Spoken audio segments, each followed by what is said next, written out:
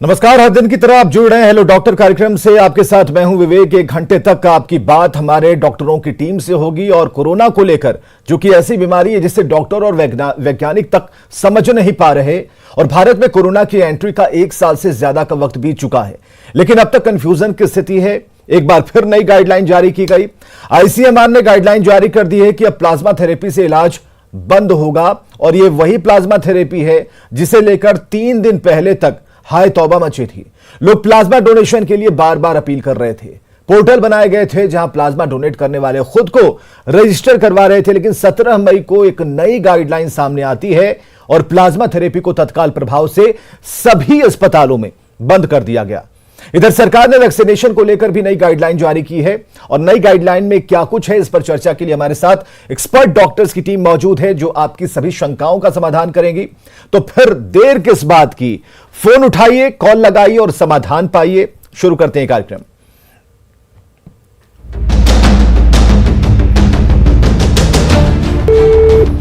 Children's Hospital, what is your emergency?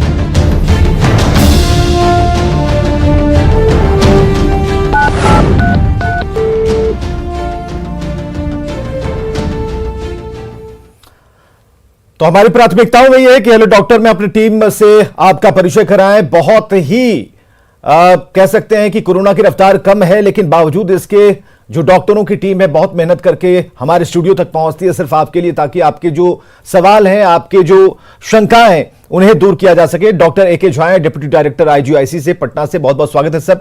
Doctor Subhash Chandra, director LNJP अस्पताल से, बहुत बहुत स्वागत है सर आपका। और डॉक्टर सुनील सिंह, नेत्र रोग विशेषज्ञ, सर आपका भी बहुत बहुत स्वागत है कि आप इस पैंडेमिक सिचुएशन में वक्त निकालकर और खतरों के बीच अपनी गाड़ी से हम तक पहुंचे हैं, ये एक बहुत बड़ी बात है। तो डॉक्टर किस तरीके से फ्रंट लाइन वॉरियर की भूमिका में है, अभी तक है, इलाज भी कर रहे हैं, समाधान बताने के लिए हम तक पहुंचते भी हैं सिर्फ आप लोगों के लिए। इसलिए एक नंबर जो हम स्क्रीन पर आप देख पा रहे होंगे, उस नंबर पर आप अपने सवाल पूछ सकते हैं। सवाल पूछिएगा जरूर, लेकिन अपने टेलीविजन का वॉल्यूम म्यूट करके पूछिएगा, जिससे कि कहीं कोई बाधा अवरोध, कहीं कोई दिक्कत ना हो, और आपके सवाल सही तरीके से अगर डॉक्टर साहब सुन पाएंगे तो उसका जवाब और समाधान भी आपको मिल पाएगा। लेकिन जब तक कॉल लगता है, एक विषय तो सामने है हमारे, और सभी डॉक्टरों की टीम का स्वागत करते हुए सबसे पहले सवाल तो हम पूछना चाहेंगे डॉक्टर ए के झा साहब से कि झा साहब, 2020 में हमने कहा कि प्लाज्मा थेरेपी जरूरी है, सभी को आगे आना चाहिए, इसके लिए तमाम पोर्टल साइट सारी चीजें उपलब्ध हो गई, लोग रजिस्टर कराने लगे। अचानक से ऐसा क्या हुआ कि आईसीएमआर और एम्स ने कह दिया कि नहीं, इससे काम नहीं चलेगा, इसको बंद करना होगा? देखिए, कोरोना महामारी विश्व स्तर पर और भारतवर्ष में जो है ये बहुत पुरानी बीमारी नहीं है। कुछ महीने पहले तक जो है कोई भी किसी भी तरह का जो है थेरेपी का, दवा का या उस तरह के उपचार का कोई एक वैज्ञानिक पहलू होता है, उसके अध्ययन का होता है, जो कि महीनों कभी कभी सालों लगता है किसी भी तरह के इस तरह के उपचार में।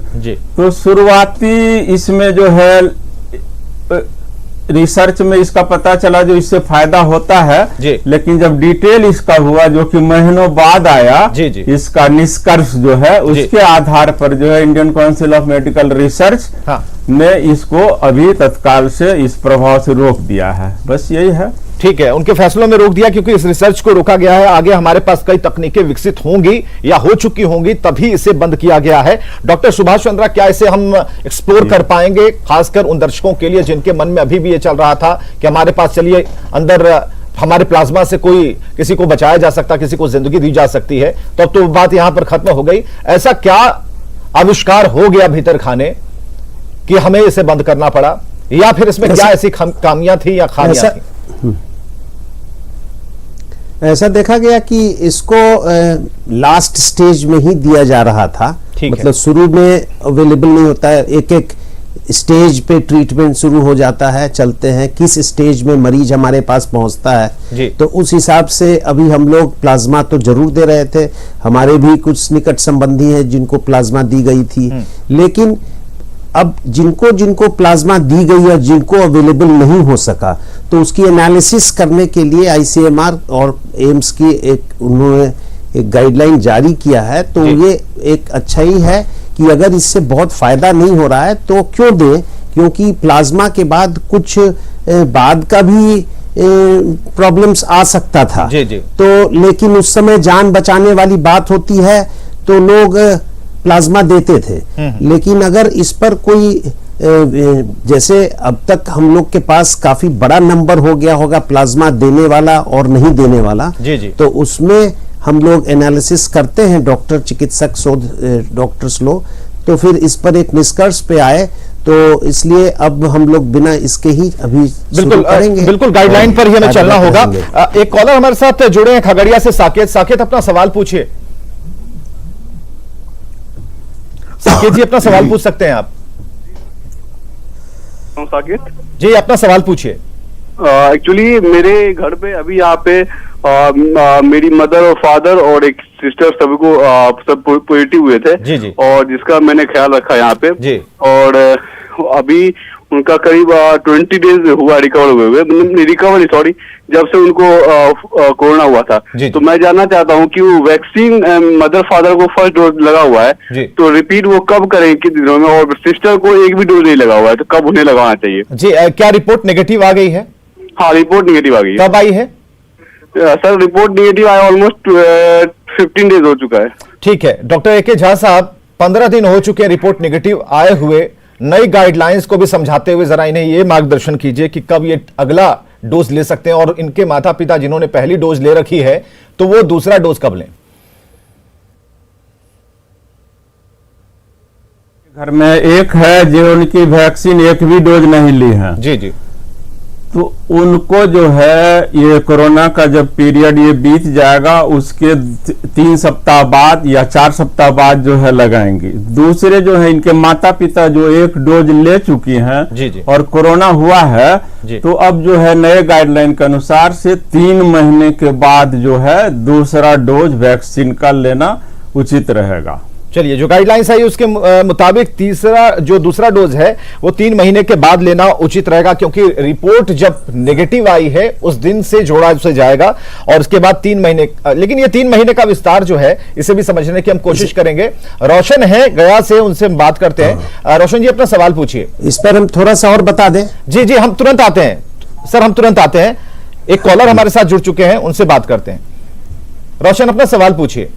हाँ, सबसे पहले सभी प्रदेशवासियों को प्यार भरा नमस्कार जी। और मेरा 3 प्रश्न है सर। जी, पूछिए, अपना सवाल पूछिए। रोशन जी, अपना सवाल पूछिए।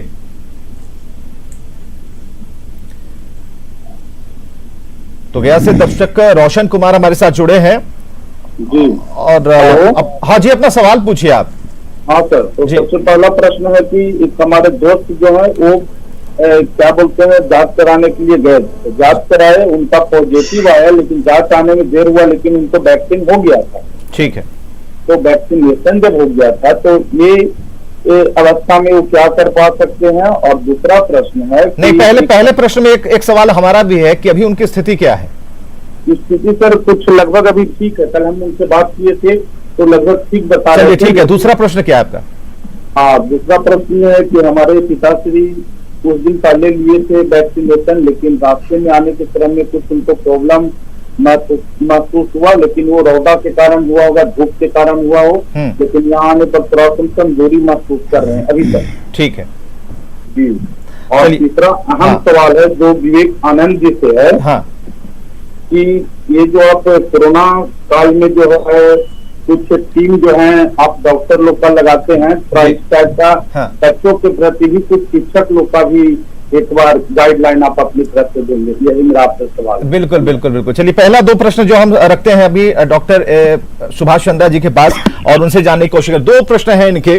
पहला प्रश्न तो ये है कि अभी स्थिति ठीक है, कहीं कोई दिक्कत नहीं है। दूसरा ये है कि टीकाकरण के बाद जो एक सिम्टम्स नजर आता है माइल्ड फीवर का, इस बात से भी इन्हें घबराहट है। इन 2 सवालों का जवाब इन्हें चाहिए। देखिए, पहला प्रश्न था कि उनको वैक्सीन पड़ गई और बाद में पॉजिटिव निकले। जी। तो ऐसा इनके साथ ही है, अभी इनको कोई प्रॉब्लम नहीं है, तो इसके लिए कोई बहुत चिंता नहीं करनी है, क्योंकि ये एक वैक्सीन प्रोटेक्शन के लिए है।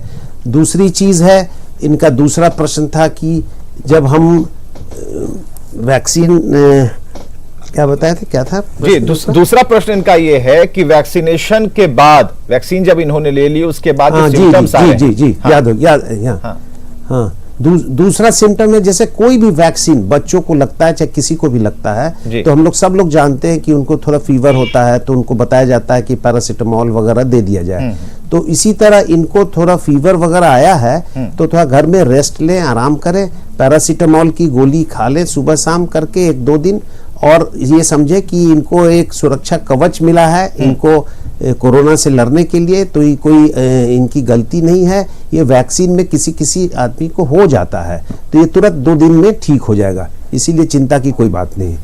और पहले वाले कॉलर का एक जवाब में थोड़ा ऐड कर दूं जी कि मेरे सहयोगी बताए थे 3 महीना, तो वो कोविशील्ड के साथ 3 महीना है। अगर वो कोवैक्सीन लिए हो तो 1 महीने के बाद 28 दिन के बाद वो दूसरा डोज ले सकते हैं। चलिए, ये एक अहम जानकारी आपको मिली कोविशील्ड और कोवैक्सीन के बारे में कि अगर कोविशील्ड आपको अगर लगवानी है तो नेगेटिव रिपोर्ट आने के 3 महीने बाद आपको वो टीका मिलेगा, लेकिन कोवैक्सीन के साथ ऐसी बात नहीं है, 1 महीने के बाद आप टीका ले सकते हैं। जानकी सिंह मुजफ्फरपुर से कॉलर। जानकी सिंह जी, अपना सवाल पूछें।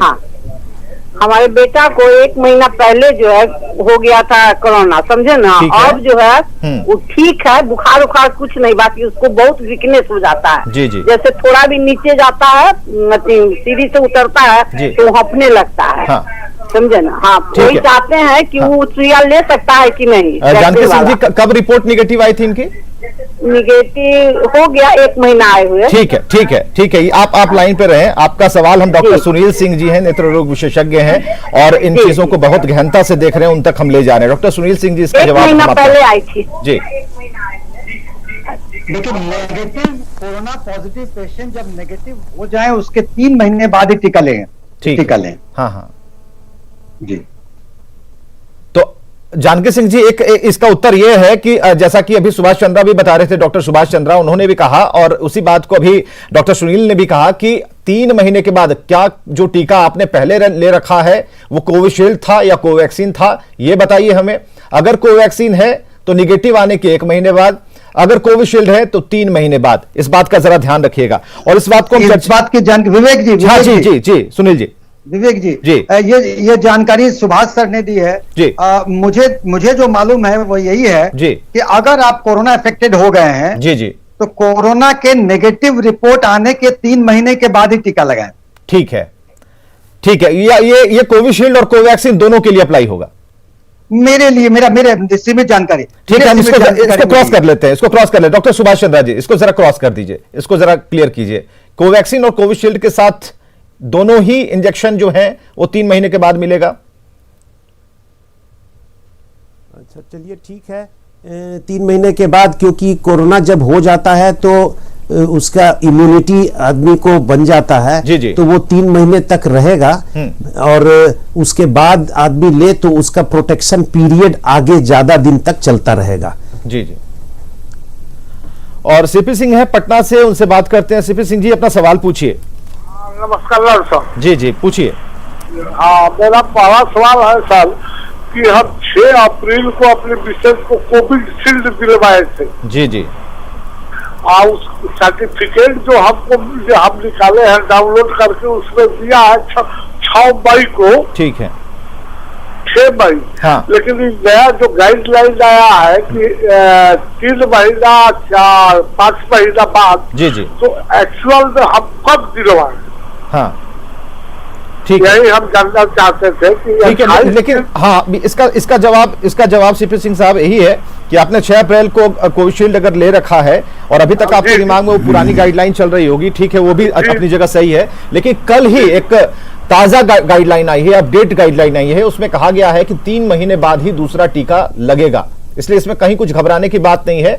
एक ड्यूरेशन बढ़ाया गया है और ड्यूरेशन के पीछे भी जो एक साइंटिफिक रीजन है या फिर मेडिकल रीजन है, उसे भी डॉक्टर्स लेके चल रहे हैं, क्योंकि इसके प्रभावों को भी स्टडी किया जा रहा है कि आखिर अगर हम दूसरे टीके की जो अंतराल को अगर बढ़ाते हैं, टाइम इंटरवल को बढ़ाते हैं, तो इसका फायदा कितना अच्छा हमें मिल पाएगा, इस बात को लेकर बहुत बहुत शुक्रिया, आपने हमें कॉल किया और लगातार कॉलर्स जुड़ते जा रहे हैं। सवाल वही है कि आखिर जो हम प्लाज्मा थेरेपी की बात करते हैं, विभिन्न चीजों की बात करते हैं, और उसके अलावा एक सवाल बीच में ब्लैक फंगस पर भी चर्चा चली, कल दिन रात ये चलती रही चर्चा, और अभी भी सोशल मीडिया पर ये काफी अभी ट्रेंड कर रहा है। डॉक्टर सुनील, हम आपसे जानना चाहेंगे, एक तस्वीर हमारे सामने आई और उस तस्वीर में हमने देखा कि एक व्यक्ति की आंखों के नीचे ब्लैक हो गया, उसे कहा गया ब्लैक फंगस।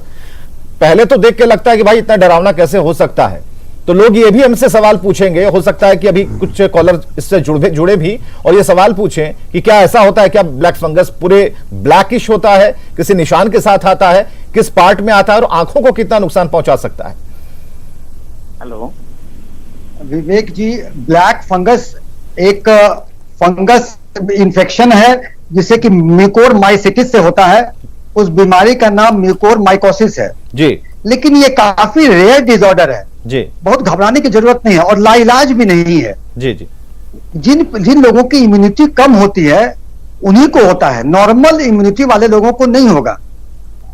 कोविड-19 से जो रिकवर किए हैं जी जी, उन पेशेंट में भी जिनके अनकंट्रोल्ड डायबिटीज रहा हो या उन्हें लंबे दूरी तक स्टेरॉइड दी गई हो कि ज्यादा देर तक स्टेरॉइड दिए हुए, या वो कोई इम्यूनो मॉड्यूलेटिंग ड्रग पे हो जी जी, या उन्हें ऑक्सीजन थेरेपी दिया गया हो हाँ, या वेंटिलेटर पर रखा गया हो, तो हाँ, ये रिस्क फैक्टर वाले मरीज हैं। ये नहीं है कि इनको होगा ही होगा जी जी, तो ये लोग सजग रहें। और दूसरा, prevention is better than cure जी जी, तो उसमें प्रिवेंशन के एस्पेक्ट बहुत महत्वपूर्ण है कि एक तो इम्यूनिटी कम वाले को होता है जी, तो आप इम्यूनिटी हाई रखें जी। इम्यूनिटी हाई करने के लिए फल, सब्जी जी, ड्राई फ्रूट्स जी, योग प्राणायाम और सकारात्मक पॉजिटिव एटीट्यूड, घबराने की जरूरत नहीं, पॉजिटिव एटीट्यूड से भी इम्यूनिटी बढ़ता है जी। ये जो पक्ष विपक्ष के नोक झोंक में जी, जो कोविड को लेके जो ऐसी न्यूज दी जाती है राजनीतिक लाभ के लिए जी जी, उसमें न पड़े जी। कोविड से ज्यादा मरीज ठीक हो जाते हैं, घर में ही ठीक हो जाते हैं 90% लोग। ये सकारात्मक व्यवहार हाँ, सकारात्मक व्यवहार, सकारात्मक एटीट्यूड जी जी, घबराएंगे नहीं तो उसे इम्यूनिटी बिल्डअप में सावधानी होती है। दूसरा हाँ, इसका रूट ऑफ एंट्री जो विवेक जी होता है जी, वो नाक से होता है जी। तो अगर कोविड से आप ठीक होके आए हैं तो आप अगर गार्डनिंग वगैरह का शौक है जी, तो वहां मास्क लगाए रहें। अगर आपको खाद्य वगैरह को देखना है जो स्पोर्ट्स होते हैं जी जी, तो उसमें ग्लव्स पहने। अगर कहीं कटा फटा हो हाथ में या कहीं पर तो पूरा कपड़ा पहने रहें जी। इससे आप फंगस के स्पोर्ट्स आप में नहीं जाएंगे, इम्यूनिटी भी बिल्ड होगा। और अगर भर्ती हैं आप जी, तो चिकित्सकों के लिए होना चाहिए कि स्टीरॉयड का जुडिशियस यूज जी जी। और अगर कोई व्यक्ति भर्ती है और उसे नेजल कैनुला से ऑक्सीजन पड़ रहा है जी जी, तो नेजल कैनुला को क्लीन करना है जी, बार बार बदलना है जी जी। डायबिटीज कंट्रोल, इन सब चीजों का ख्याल रखेंगे हम तो हम म्यूकोरमाइसिस से बचे रहेंगे जी। और शुरुआती लक्षणों में पकड़ना, शुरुआती लक्षणों में अगर पकड़ लेंगे तो ये लाइलाज नहीं है। चलिए, उन लक्षणों के बारे में डॉक्टर सुनील हम बात करेंगे, उन लक्षणों के बारे में जानना बहुत जरूरी है। अपने दर्शकों तक हम इस बात को पहुंचाना चाहते हैं आपके माध्यम से। छपरा से सनी हैं जो अपना सवाल पूछना चाहते हैं। सनी जी, अपना सवाल पूछिए। सर, मेरा 3 सवाल है। नमस्कार आप लोगों को जी जी। जो कि पहला सवाल यह है कि सर मान लीजिए हमें पता नहीं है कि हमें कोरोना हुआ है और हम वैक्सीन ले लेते हैं, तो उसका क्या कोई दुष्प्रभाव है क्या? ठीक है। दूसरा सवाल ये कि सर कोई स्टीम लेने का कोई गलत तरीका है क्या, या सही तरीका जो भी है वो बताएं। और तीसरा एक बार दूसरा सवाल अपना रिपीट कीजिए सर। स्टीम लेने का जो भाप लेने का, ठीक है, उसका लेने का कोई गलत तरीका है क्या? उससे भी मैंने सुना है कि कुछ दुष्प्रभाव पड़ रहा है। तीसरा सवाल, और तीसरा सवाल यह है कि सर जैसे बहुत सारे वैक्सीन हैं, तो क्या हम मल्टीपल वैक्सीन ले सकते हैं क्या? चलिए ठीक है, तीनों सवाल ही बहुत ही काम वाले सवाल हैं, जायज सवाल हैं, अच्छे सवाल हैं सनी। और हम एक झा साहब से जानना चाहेंगे। झा साहब, 3 सवाल इन्होंने पूछा, हमें पता नहीं है कि हम पॉजिटिव हैं, वैक्सीन हमने ले ली, उसका प्रभाव दुष्प्रभाव क्या होगा? देखिए, पॉजिटिव होना जो है करीब जो है 75% आबादी जो है जाने अनजाने में पॉजिटिव है जी। तो किस स्तर का पॉजिटिविटी है, माइल्ड है, मॉडरेट है, सीवियर है, इस पर निर्भर करता है। और कितना दिन पहले पॉजिटिव हुए हैं एक बार पॉजिटिव होने के बाद जो है करीब करीब 1 महीने तक जो है डेड फंगस, ये डेड वायरस निकलते रहता है। जी जी। बहुत मायने नहीं रखता है जो हमको कोरोना में जो है वैक्सीन पड़ गया जी, उससे यदि आपको हाँ कुछ जो है उसका दुष्प्रभाव आया, बहुत दिनों तक बुखार रह गया, खांसी रही, सांस की दिक्कत रही, तब उसको जो है ये करना पड़ता है।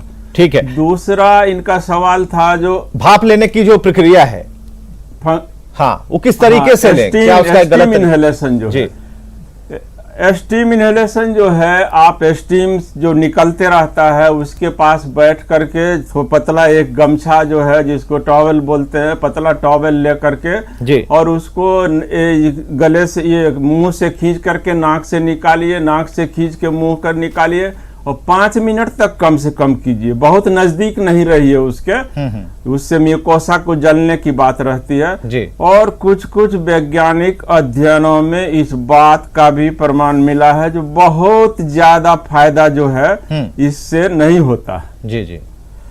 ठीक है। तीसरा इनका सवाल था जो मिक्सचर ऑफ वैक्सीन ले सकते हैं जी का मतलब कोविशील्ड भी ले लिए, कोवैक्सीन भी ले लिए, स्पुतनिक भी ले लिए, फाइजर भी ले लिए जी। तो इस तरह की बात तो है वो अभी तक जो है गाइडलाइन में नहीं आया है जी।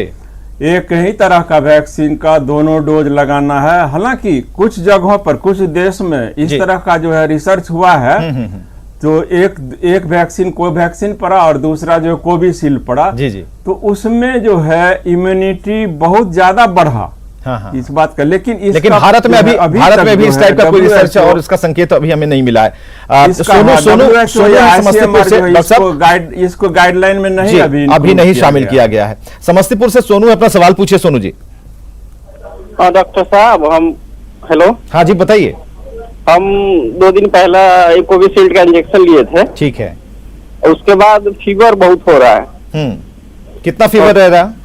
फीवर 101 102 ऐसे ले रहा है। ठीक है। हो रहा है हाँ। तो ये पैरासीटामोल लिए हैं जी। पैरासीटामोल लेने के बाद फीवर हो रहा है, फिर उतर जाने के बाद फिर हो जा रहा है सर। ठीक, कितने देर पर आप पैरासीटामोल ले रहे हैं या फिर कोई बुखार की दवा? 5-6 घंटे के बाद ले रहे हैं। 6-6 घंटे पर? हाँ ठीक है। मान लीजिए हमको तो सेकेंड डोज लेने का मन ही नहीं करेगा, इतना ना फीवर, हम इतना घबरा गए हैं। नहीं घबराइए मत, घबराइए मत। कोई दिक्कत नहीं, घबराइए मत। 2 दिन पहले मुझे भी फीवर था, घबराइए मत। 2 दिन पहले मुझे भी फीवर था, इसलिए घबराइए मत, मैं कह रहा हूँ।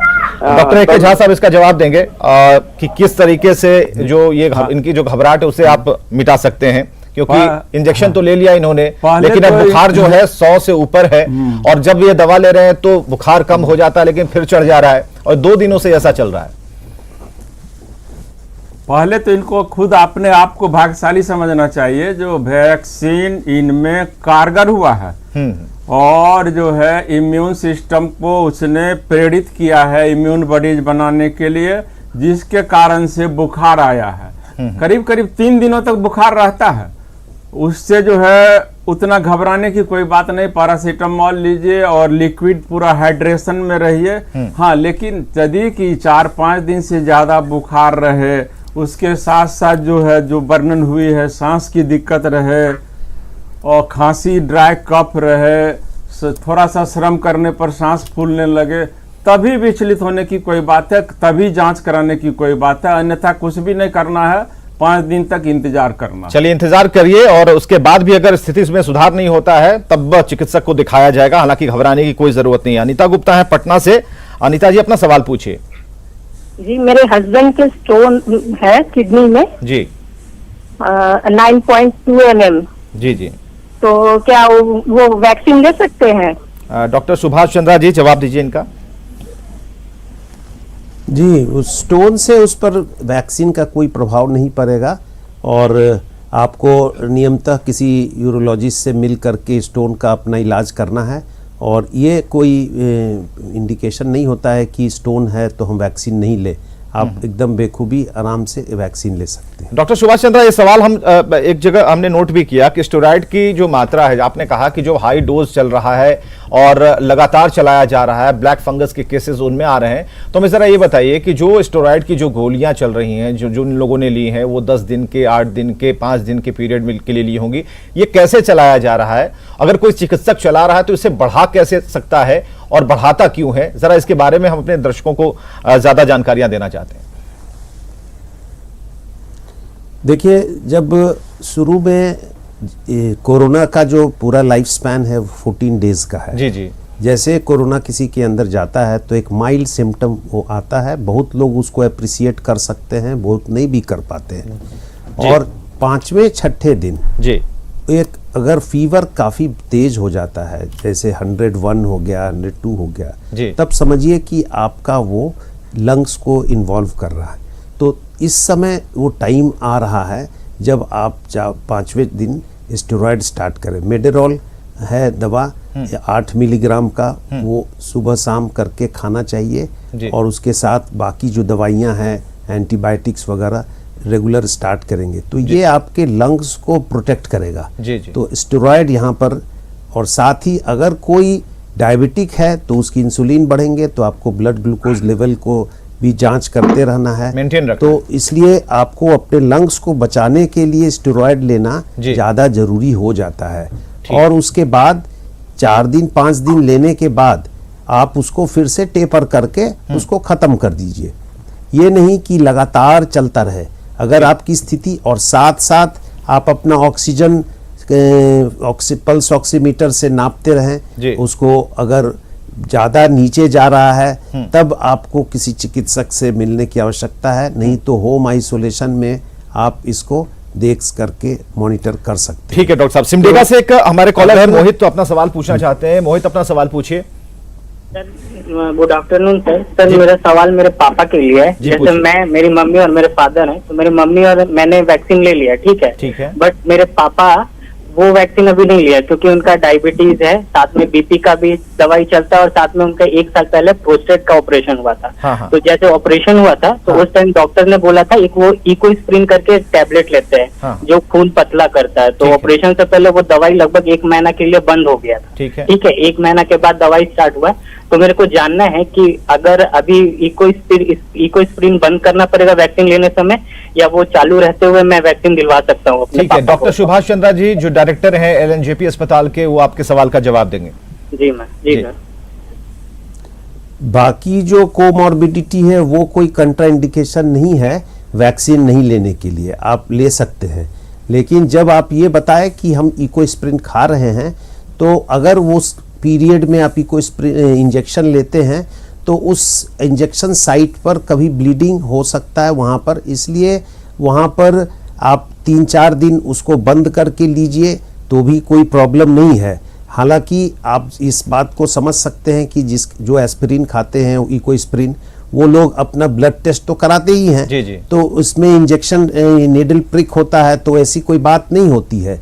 लेकिन कुछ लोग के दिमाग में ये बात आ जाता है कि खून पतला है तो क्या होगा, तो उसको जहां इंजेक्शन साइट को थोड़ा देर दबा के रखेंगे तो फिर वैसी कोई समस्या नहीं आती है। बिल्कुल, आप टीका लगवा सकते हैं, इसलिए कोई घबराने की बात नहीं है मोहित। और लगातार सवाल अब हमारे दर्शकों के आ रहे हैं, लगातार जुड़ते जा रहे हैं, और इस बीच में उन विषयों पर हम चर्चा कर रहे हैं। और मुंबई से विनोद है कॉलर हमारे। विनोद जी, अपना सवाल पूछिए। हाँ सर, मैं पूछ रहा हूँ कि अगर मान लिया जाए कुछ खाने के बाद शुगर वगैरह नहीं आता है तो उसके लिए सर अपने को क्या करने का है? ठीक है, ये बिल्कुल आपका सवाल हम पहुंचा रहे हैं डॉक्टर सुनील जी के पास। डॉक्टर सुनील, इन्हें स्मेल और टेस्ट की प्रॉब्लम अगर है तो क्या मान लिया जाए बिना जांच कराए भी कि इन्हें कोरोना हो चुका है? जांच कराने पे क्या अगर पॉजिटिव आते हैं तो इन्हें आगे फर्दर क्या करना चाहिए? देखिए, आज के दौर में अगर स्वाद और महक अगर चला जाता है तो आज के दौर में हम ये मानेंगे कि ये कोरोना का एक लक्षण हो सकता है और कोरोना की जांच ही कराया जाए।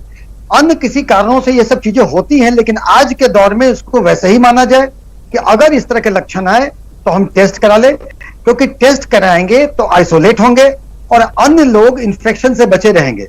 इसीलिए जैसे भी हल्का भी शक हो, क्योंकि कोरोना के इलाज और मैनेजमेंट में टेस्टिंग, ट्रैकिंग, टेस्ट बहुत इंपॉर्टेंट है। तो टेस्ट जितना हल्के शंका होने पर आज के दौर में अगर कोरोना के हल्के लक्षण आवे तो जांच कराना बेहतर है, ताकि आप आइसोलेट होके खुद की आप रक्षा कर सकेंगे और अन्य व्यक्तियों की रक्षा कर सकेंगे।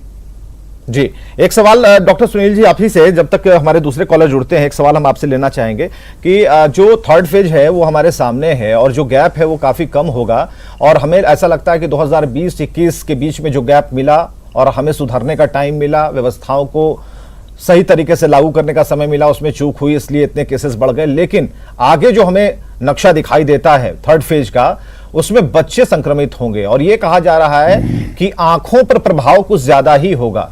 तो कैसे हम उन्हें बचा सकते हैं, इसकी भी चर्चा हम करते चलें। विवेक जी, थर्ड फेज की हम आज बात कर रहे हैं।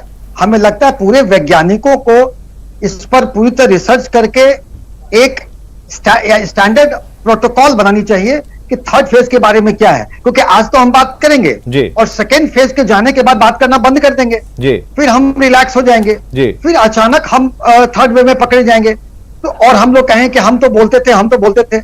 ऐसी बात नहीं है। सेकेंड वेव से हम लोग को सीख लेनी है जी कि थर्ड वेव के अंदेशे पर जो बातें छन के अभी आ रही हैं, जी जी, इसके वैज्ञानिक तथ्यों के साथ, वैज्ञानिक रिसर्च के साथ हम लोग थर्ड वेव के पूरे प्रोटोकॉल निकालें और उसके मुताबिक जैसे बच्चों को संक्रमण का खतरा ज्यादा बताया गया है तो उस हिसाब से हम Piku paediatric ICU, child specialist, child hospital की तैयारी पहले से, कोविड जो डेडिकेटेड चाइल्ड लोग के लिए हो, इसकी तैयारी हम लोग रखें, सावधान रहें और ये लगातार हम लोग को आगाह करने के वैज्ञानिक तौर पे हो। आज के दौर पे जो हम लोग बात करके इसको समाप्त कर देंगे ऐसा ना हो, ठीक है। लेकिन थर्ड फेज होने का आज के दिन में तैयारी वैज्ञानिक तथ्य, अब बहुत ज्यादा वैज्ञानिक तथ्य छन के नहीं आया है, ठीक है, लेकिन इस पे हमें और रिसर्च की जरूरत है और मंथन की जरूरत है। हथियार एकदम बिल्कुल टाइट रखने होंगे ताकि ऐसी कोई समस्या आती है तो उससे हम लड़ पाए।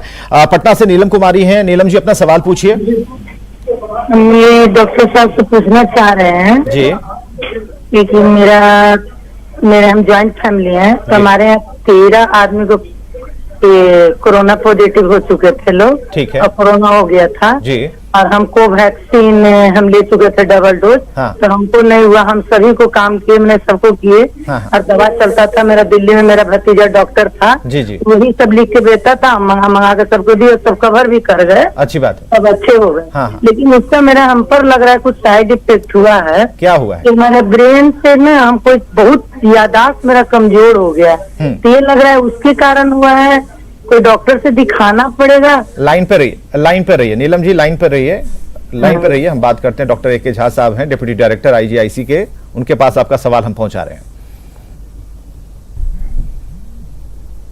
देखिए, एक ही परिवार में इनको जो है 13 आदमी के कोरोना पॉजिटिव का केयर करना पड़ा है पिछले कुछ महीनों में। तो तनाव के कारण से जो है इनका ये क्षणिक जो है इस तरह का बात इनको आ रहा है, जो इनको लग रहा है जैसे इनका स्मरण जो है शक्ति वो कम होते जा रहा है। जी जी। लेकिन जैसे ही ये सब हट जाएगा इनका तनाव वाला जो है वातावरण, तो फिर से जो है ये करल। हाँ, लेकिन कुछ जांच जो है यदि जरूरी हो तो करवा लेना चाहिए। जैसे विटामिन B12 के कमी में कभी से हम लोग देखते हैं उसको जी, तो विटामिन B12 का ब्लड में टेस्ट कराने के बाद यदि कमी रहे तो उसका सुई या टैबलेट खाने से उसमें फायदा होता है।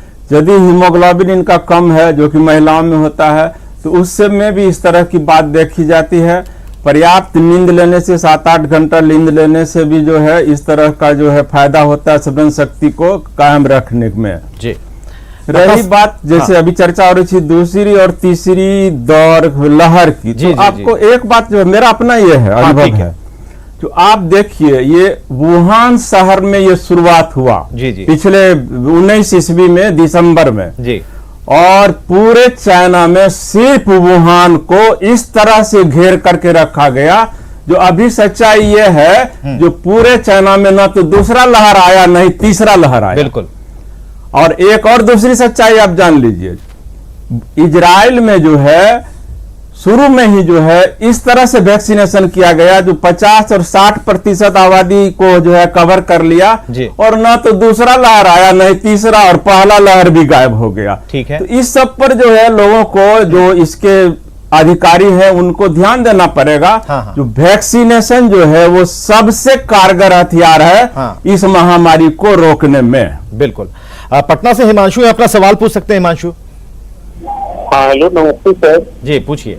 हमसे डॉक्टर एके झा से सर सवाल पूछना चाह रहे हैं। जी डॉक्टर एके झा। जी जी जी बताइए, अपना सवाल बताइए। कहना था ये सर, मेरे पिताजी हार्ट के पेशेंट हैं, 15-20 साल पहले उनका हार्ट अटैक हुआ था। डॉक्टर एके झा ही सबसे कंप्लीट इलाज चल रहा है जी। और वो अभी बीपी का दवाई अमोलोसेक ले रहे हैं जी। तो क्या वो वैक्सीनेशन करवा सकते हैं? डॉक्टर एके झा साहब, आपके ही पेशेंट का सवाल है। जी जी हाँ जी हाँ जी। वो 15 साल पहले से जो हार्ट अटैक हुआ है, इसका मतलब अब अस्थिर है वो चीज, मामला जो है अभी तुरंत से जो है ना तो सांस की दिक्कत है, नहीं चलने पर जो है सीना दर्द या इसका है, न पैरों में सूजन है, इस तरह का कोई कंप्लेन उन्होंने बतलाया नहीं, इसीलिए जो है अस्थिर है मामला जो है। दवा जो है ब्लड प्रेशर का जो है या ब्लड शुगर का दवा जो है कभी भी बंद नहीं करना है, उसके खाते हुए में जो है इसका सुई लगवा लेना। हाँ, ब्लड थिनर जो है खून पतला करने वाली दवा को भी बंद नहीं करना है, उस दरमियान में भी जो है उसमें सुई ले सकते हैं। वही सावधानी रखनी है जो डॉक्टर सुभाष ने बताया, जो सुई लेने के बाद जो है कुछ देर तक जो है उसको प्रेशर दे करके रखिए और उसको रगड़िए नहीं। बस यही सावधानी लेकर के ये मजे से जो है सुई ले सकते हैं। चलिए, जब चर्चा चल रही है तो एक बात तो जरूरी है डॉक्टर, जैसा कि डॉक्टर सुनील सिंह ने भी कहा, उन्होंने कहा कि सरकार अगर थर्ड फेज अगर ऐसा हमारे मुहाने पर खड़ा है और उसके सामने कई उदाहरण भी हैं, उसके बचने के रास्ते भी हैं, लेकिन हम कितने प्रगतिशील होकर कितने फास्ट तरीके से और अच्छे तरीके से लोगों को समझाते बुझाते उस पर हम अमल कर पाए, ये एक बड़ी बात यहां पर होगी। पिको और निको वार्ड की अगर हमने बात की, बच्चों को कैसे हम बचाएं, इस पर भी हम चर्चा करेंगे। छपरा से सुधीर हैं, सवाल सुधीर आप पूछिए, उसके बाद इस बहस को, इस चर्चा को हम आगे जारी रखेंगे। जी सर नमस्कार जी। सवाल मेरा ये है कि ये 10 माह का बच्चा है जिस माँ को दूध पिला रही है जी, वो माँ वैक्सीन ले सकती है या नहीं? और दूसरा सवाल कि मैं 45 साल से ऊपर हूँ और मैं एक डोज ले चुका हूँ और दूसरा डोज अभाव के कारण नहीं मिल पा रहा है सेंटर से जी, तो कितने दिन के बाद मैं ले सकता हूँ? बिल्कुल डॉक्टर सुभाष चंद्रा जी, इनका 2 सवाल है, दोनों सवाल का उत्तर हम चाहेंगे आप दें। अभी तो वो प्रेगनेंसी में वैक्सीन नहीं दे रहे हैं लोग जी, और उसको अभी रोकना है। और दूसरा प्रश्न जो इनका था कि वैक्सीन इन्होंने फर्स्ट डोज ले रखा है, बताया और दूसरा फर्स्ट डोज लिया है और ये समझ रहे हैं कि अभाव के कारण नहीं मिल रहा है, तो ऐसी बात नहीं है। कौन सा वैक्सीन ये लिए थे? कोवैक्सीन लिए थे या कोविशील्ड लिए थे? अगर कोविशील्ड लिए थे तो ये वैक्सीन 3 महीने के बाद मिलेगा, और अगर कोवैक्सीन लिए थे तो ये तो मिल रहा है, मेरे अस्पताल में भी मिल रहा है और इसमें कोई कमी नहीं है। चलिए इस बीच में एक चर्चा और कर लेते हैं, क्योंकि हमारे साथ डिप्टी डायरेक्टर साहब IGIC के हैं, हमारे साथ डायरेक्टर LNJP के हैं, उनसे भी सवाल बिल्कुल जायज बनता है। हम लोग बच्चों के इलाज के लिए कितने अभी सजग हो पाए हैं या फिर हमारी तैयारी क्या है? बेडों की संख्या तो कल PMCH के डॉक्टर आए थे तो उन्होंने कहा कि हमने पूरी व्यवस्थाएं कर रखी है, लेकिन व्यवस्थाओं के नाम पर सिर्फ बेड ही उन्होंने बताए। तो क्या हम बिल्कुल तैयार हैं थर्ड फेज से लड़ने के लिए? अगर ठीक है वेब नहीं भी आती है तो चलेगा, लेकिन हथियार तो मजबूत रखें हम। डॉक्टर एके झा साहब। सुभाष जी। हाँ जी, अच्छा।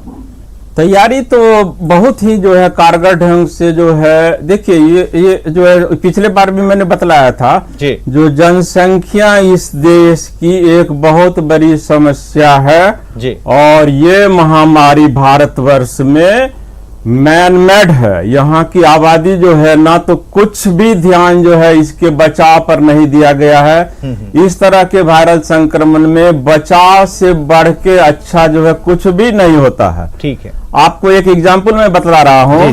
CCMB है, centre of cellular and molecular biology का जो है भारतवर्ष का हैदराबाद में जी, करीब करीब 2000 कर्मी वहां जो है अहर्निश दिन रात काम करते हैं और सिर्फ वायरस का जो है अध्ययन करते हैं। तरह तरह के वायरस का दूसरे राज्य से, जितने राज्य से जो उसका वेरिएंट म्यूटेंट आता है, दिन रात उस पर काम करते हैं। जी। और वैक्सीन तो मार्च से आया, फरवरी मार्च से जो है, पिछले दिसंबर 19 से वो लोग काम कर रहे हैं और किन्हीं को भी जो है कोरोना नहीं हुआ है। सिर्फ इसके कारण से कि उन्होंने अच्छे तरह से बचाव को जो है लागू किया, मास्क पहनने का, सोशल डिस्टेंसिंग का, डिसैनिटाइजेशन का, और इस तरह से जो है पूर्णतः बच पाए वो लोग। लेकिन यहाँ जो हालत है आप तो देख ही रहे हैं बचाव का जो है। हाँ, लेकिन सरकार के तरफ से जो है, जैसे ब्रिटेन की आबादी है 10 करोड़ के आसपास है, और सिर्फ बिहार राज्य का जो है 10 करोड़ से ऊपर है। तो उतने आबादी को सारी व्यवस्था को कोप करना, सारा व्यवस्था करना जो है वो एक तो जो है बहुत बड़ी टास्क होती है। लेकिन उसके अनुसार से भी जो है प्रशासन के स्तर से बहुत ही सराहनीय कार्य किया जा रहा है। पूरा 2-3 डेडिकेटेड हॉस्पिटल बनाया गया है, कोरोना डेडिकेटेड हॉस्पिटल जो है। और अभी तो मतलब जो तो कम हो रहा है, वे बेड खाली जा रहे हैं, जैसे एनएमसीएच में खाली जा रहे हैं, और उसका जो है बच्चों के लिए व्यवस्था का भी जो है बहुत ही सुनियोजित ढंग से जो है शुरुआत किया गया है। और होगा, उसकी व्यवस्था भी होगी। जी डॉक्टर सुभाष चंद्रा जी, इसमें थोड़ा और सोचना है कि जैसे एक महामारी के रूप में आया, कभी भी कोई चीज अगर बहुत तेजी से एक बैक आ जाता है तो कोई उसकी समस्या का समाधान करना बहुत कम समय में मुश्किल पड़ता है। जैसे अगर एक बैक आप जा रहे हैं और बारिश आ गई, तुरंत तो आप बचाव नहीं कर सकते हैं, बिल्कुल नहीं, आप भीगे नहीं। तो उसी तरह ये जो वर्क किया गया, ऑक्सीजन का जितना डिमांड हम लोग का नॉर्मल वे में था, और अगर होना था, देखे सोचना है, पब्लिक को भी सोचना है कि हमको कोरोना हुआ कैसे। हम तो घूमते रहे ना, हम शादी ब्याह अटेंड करने लगे, हम लोगों के साथ हर एक बाजार में जाने लगे। जब ये चीज ऐलान किया गया कि अब ये कोरोना शुरू हो गया है, तो लोग भी इस पर बचाव नहीं कर रहे थे। हम कोरोना पॉजिटिव हुए तो हम अपनी गलती से तो ही हुए। अगर हम अच्छे से अपना मास्किंग करें, सोशल डिस्टेंसिंग करें, तो ये नौबत ही नहीं आती। आज थोड़ा लॉकडाउन हो गया है तो देखिए घट गई, कितनी संख्याएं घटते चली जा रही है। तो ये लॉकडाउन हमको खुद सोचना है कि बेवजह हम ना निकले कहीं, अपना काम करें, खत्म करके अपना चले आए। अगर लॉकडाउन खत्म भी होता है, अगर सब में ये अवेयरनेस आ जाए कि हम लोग अपना फालतू का मार्केट में लोगों के साथ सटके नहीं, बाजार हाट। बिल्कुल डॉक्टर साहब, हम आपको बताना चाहते हैं कि कल की एक तस्वीर हमने दिखाई थी, बहुत ही चिंता करने वाली वो तस्वीर थी, क्योंकि जगदेव पथ में जब सब्जियों के बाजार वहां सजते हैं तो सैकड़ों नहीं बल्कि हजारों की भीड़ थी। आप समझिए कि 3 घंटे में अगर उन्हें वक्त दिया गया है तो शाम 3 बजे की पूरी भीड़ वहां पर उपलब्ध थी। कोई डर नहीं था, कोई फर्क उन्हें नहीं पड़ता था। पटना से नीकू कुमारी हमारे साथ हैं, जो कॉलर है हमारे साथ जुड़ी हैं, अपना सवाल पूछिए नीकू। जी सर, नमस्ते सर। जी सवाल पूछिए। सर मेरे हस्बैंड को जैसे हेपेटाइटिस बी है, ठीक है, तो क्या वो टीका दिलाना उनके लिए सही है या नहीं? जी क्या उम्र है उनकी? और उम्र सर 41 है। ठीक है, ठीक है। डॉक्टर सुनील जी के पास हम ले जाते हैं इस सवाल को। Doctor Sunil Singh ji, hepatitis B है, 41 साल की उम्र है, टीका ले सकते हैं या नहीं? जरूर टीका लेना चाहिए उनको, और टीका ही एक कारगर हथियार है जो कि बीमार और बीमारी के बीच में हम कोरोना से जंग लड़ने में कारगर साबित होगा।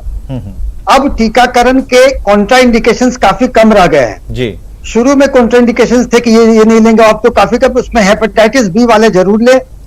और इसके साथ ही अगर देखें हम लोग, जैसा कि ए के झा सर कह रहे थे जी, कि जागरूकता के कारण, जी जी, जागरूकता से ही हम लोग थर्ड वेव की जो बात कर रहे हैं, जी जी, थर्ड वेव आए ना आए, चिकित्सकीय तैयारी अपने जगह पर, लेकिन जागरूकता के जो तरीके, सरकार के जो बार बार निर्देश आ रहे हैं जी, तो जनता से हम लोग आग्रह करें कि सारे कुछ करें।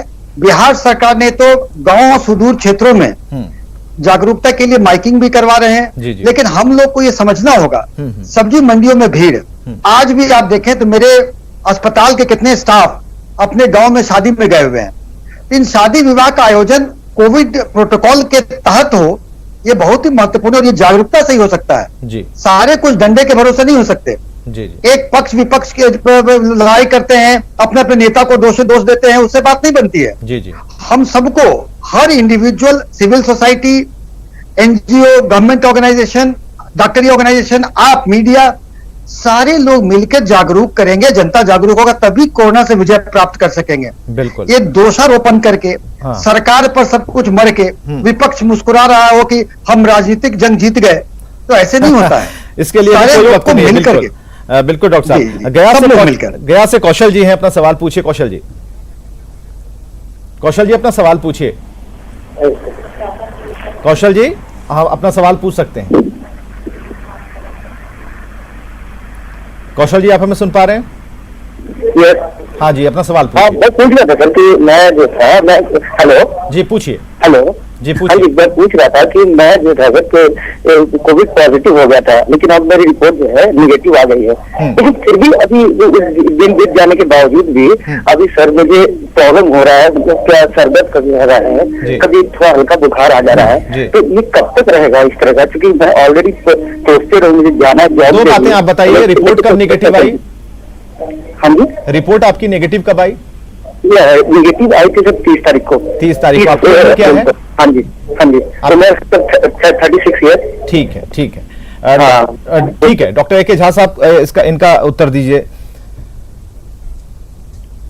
एक तो इनका जो पहले जो कोरोना पॉजिटिव हुए थे उसमें आरटीपीसीआर का सीटी वैल्यू कितना था वो महत्वपूर्ण है। ठीक है। और एक बार ये निगेटिव हो गए हैं तो post Covid syndrome, post corona syndrome जो है एक होता है, और इनका जो तकलीफ है, जैसे जो है कमजोरी रहती है या मन नहीं लगता है काम में या हल्का बुखार रहता है। हल्का बुखार कहने से नहीं होता है, उसको माउथ टेम्परेचर जो है 4 आवरली 6 आवरली देखने पर 99 से ऊपर रहने पर जो है उसका कुछ करना पड़ता है।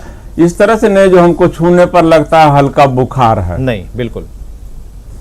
और अपना इम्यून को मजबूत करने के लिए, इम्यून सिस्टम को जो है पुनः नहीं संक्रमित हो जाए, जो कि हो रहे हैं लोग, उसके लिए जो है जैसा शुरू में बताया गया था, डॉक्टर सुनील ने बोला था, तो उसको भी ये करना चाहिए। और वैक्सीन जो है वो 1 महीने के बाद अवश्य लगवा लें। ये चलिए, कौशल जी अपना वैक्सीन जरूर लगा सकते हैं 1 महीने के बाद, लेकिन जरा ध्यान रखिएगा फीवर के बारे में, और ये नहीं कि शरीर अब खुद से छू रहे हैं, कह रहे हैं कि मुझे थोड़ा बुखार जैसा लग रहा है, ऐसा नहीं चलेगा। आप बुखार को नोट करें, उन नंबर्स को नोट करें कि कब कितने घंटे बाद आपको कितना बुखार रहता है। इससे क्या होता है कि चिकित्सकों को आपकी उस पूरी लिस्ट पढ़ने के बाद कि कब आपको कितना फीवर रहा, कब उतरा, क्या दवाएं आपने ली, तो ये बताना काफी आसान होता है।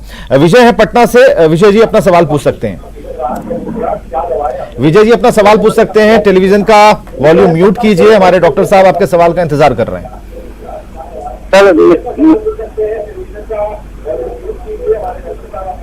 हेलो जी, अपना सवाल पूछिए। सर, मेरी मम्मी का ऑपरेशन हुआ था, बाईपास सर्जरी हुआ था 2015 में। ठीक है। और उनको डायबिटीज भी है और शुगर भी है और हाई ब्लड प्रेशर भी है। ठीक है। दवाई चल रहा है, क्या वो वैक्सीन ले सकती हैं? जी जी, ये सवाल आप पहुंचाते हैं डॉक्टर ए.के. झा साहब के पास। जी हाँ जी, 2015 में coronary artery bypass grafting CABG हुआ था, बाईपास ऑपरेशन जो है, और कोमॉर्बिडिटी है, ब्लड प्रेशर है, शुगर है, तो ये तो अपना अभी तक नहीं लिए हैं, यही बहुत जो है गलती किए हैं ये। और इनका जो है जितना ये जो बीमारी बोल रहे हैं बाईपास ऑपरेशन करवाए तो निश्चित ही 45 वर्ष से ऊपर होंगे या 60 वर्ष से ऊपर के होंगे। जी जी। तो इन्हें तो महीनों पहले लगवा लेना चाहिए था। विलंब करना जो है कभी कभी बहुत भारी पड़ जाता है इस तरह के रोगी को, जो है जो बाईपास करवाए हुए हैं, जो शुगर के मरीज हैं, इन्हें तो अब तक जो है एकदम बहुत देर कर दिए हैं, ये शीघ्र लगवा लीजिए आप। बिल्कुल विजय जी, आप ध्यान से सुनिएगा डॉक्टर ए.के. झा साहब की बात। उन्होंने कहा कि आपको पहले ही लगाना चाहिए था, देर कर दी लेकिन फिर भी लगाइए। राजीव है हमारे साथ, एक कॉलर जुड़े हुए पटना से। राजीव अपना सवाल पूछिए। यहाँ सर जी पूछिए। है कि हम ऐसा देखे कि बहुत सारे लोग वैक्सीन लगाने के बाद बीमार हो गए, है ना, तो उसी आशंका के कारण हम अभी तक वैक्सीन नहीं लगवाए हैं। मेरा उम्र जो 49 है। हाँ हाँ। और मेरी मिसेस का 45 के आसपास है, दोनों वैक्सीन नहीं लगाए, लेकिन भगवान की कृपा से अभी तक हम लोग ठीक हैं। हाँ।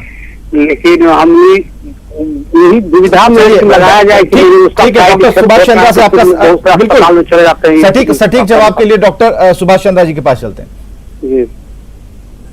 देखिए, ये आपको वैक्सीन इमीडिएटली लेना चाहिए।